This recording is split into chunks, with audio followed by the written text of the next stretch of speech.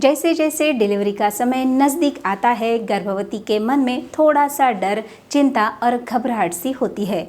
मगर यदि आपको डिलीवरी संबंधी विशेष जानकारी यदि है, डिलीवरी को किस तरह से फेस करना है, यह प्रॉपरली आपको पता है, कौन से महीने में आपकी डिलीवरी आ रही है, उस प्रॉपर महीने में आपको क्या ध्यान रखना है, यदि आपको पहले से ही इन बातों का पता है तो आप निश्चिंत होकर आनंद से अपने डिलीवरी की अनुभूति कर सकती है और इस क्षण को मेमोरेबल भी बना सकती है। नमस्कार, मैं डॉक्टर संजीवनी सीतलटों से संजीवन गर्भ संस्कार में आपका स्वागत करती हूं। तो चलिए, अगर आपकी डिलीवरी मार्च, अप्रैल या मई महीने में होने वाली है तो आपको कौन कौन सी बातों का विशेष ध्यान रखना है, अभी हम जानते हैं। जिन बातों की चर्चा अभी हम वीडियो में करने जा रहे हैं, उन बातों को आपको अच्छे से फॉलो करना है ताकि आपकी डिलीवरी अच्छे से हो। मार्च, अप्रैल और मई महीने में तेज़ धूप और गर्मी होने के कारण डिलीवरी के समय और डिलीवरी के बाद गर्भवती को थोड़ी सी मुश्किलों का सामना करना पड़ सकता है। इतना ही नहीं, न्यू मॉम को अपने शिशु का अच्छे से ध्यान रखना होता है जिससे शिशु को डिहाइड्रेशन और हेल्थ संबंधी समस्या ना हो। गर्मी के दिनों में धूप लगना, जल्दी बीमार पड़ना, ऐसे स्वास्थ्य संबंधी समस्या माँ और शिशु को हो सकती है। इसीलिए इस महीने में डिलीवरी यदि होती है तो कुछ बातों का विशेष ध्यान आपको पहले से ही रखना है। तो आइए, कौन कौन सी बातें हैं, चलिए समझते हैं। सबसे इम्पॉर्टेंट बात, गर्मी के मौसम में आपको अपने खान पान पर विशेष ध्यान रखना है।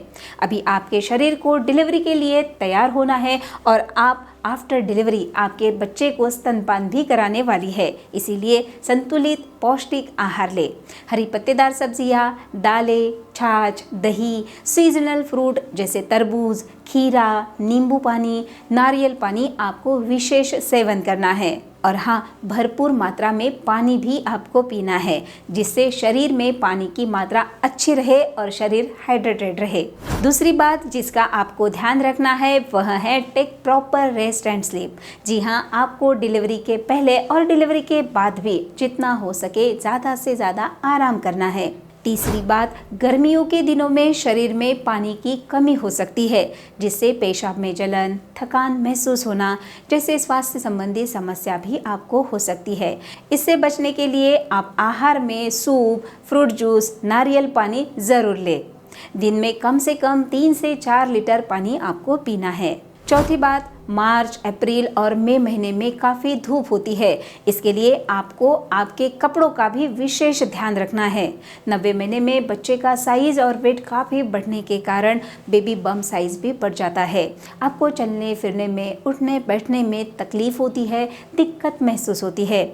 ऐसे मौसम में आपको कंफर्टेबल फील हो, इसके लिए आपको लूज, लाइट कलर और कॉटन के कपड़े ही पहनने हैं। और होने वाले शिशु के लिए भी मुलायम कॉटन के कपड़ों का ही चयन करें।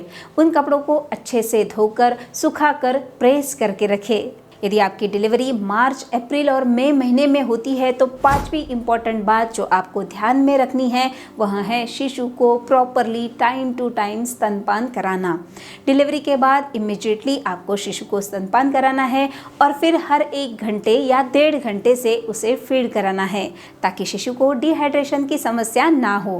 ध्यान रहे, शिशु को पानी नहीं पिलाना है, सिर्फ माँ का दूध ही शिशु को पिलाया जाए। और यदि माँ को दूध नहीं आ रहा है तो ऐसे में अपने डॉक्टर की सलाह अनुसार फॉर्मूला मिल्क आप दे सकती है। नेक्स्ट इम्पॉर्टेंट छठवीं बात जो आपको ध्यान में रखनी है वह है गर्मियों के दिनों में धूप के कारण पसीना भी अधिक आ सकता है और पसीने से इन्फेक्शन का खतरा भी बढ़ जाता है।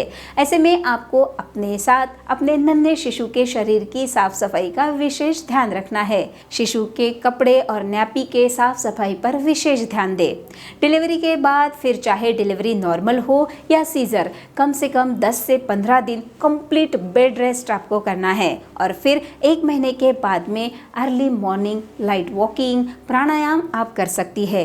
मगर हर डिलीवरी, हर लेडी अलग अलग होती है, इसीलिए इन व्यायाम और वॉकिंग को करने से पूर्व अपने गायनेकोलॉजिस्ट से सलाह ज़रूर लें।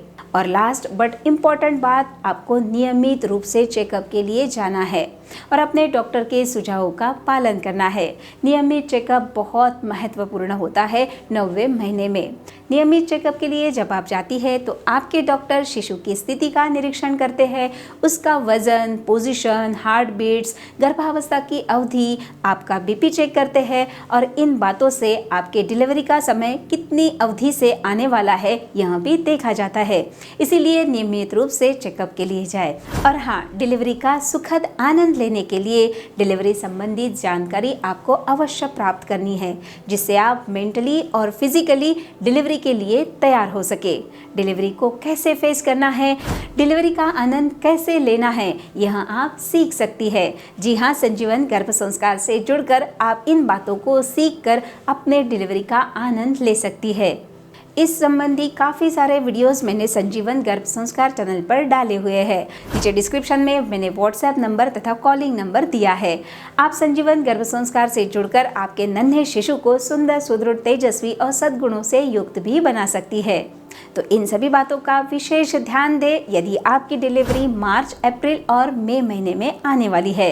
तो आपके हेल्दी डिलीवरी के लिए संजीवन गर्भ संस्कार की तरफ से बहुत बहुत शुभकामनाएं। अपना और अपने गर्भस्थ शिशु का, होने वाले शिशु का बहुत बहुत ख्याल रखें। हंसते रहे, मुस्कुराते रहे। एंजॉय करें आपके प्रेगनेंसी का हर क्षण संजीवन गर्भ संस्कार के साथ। धन्यवाद।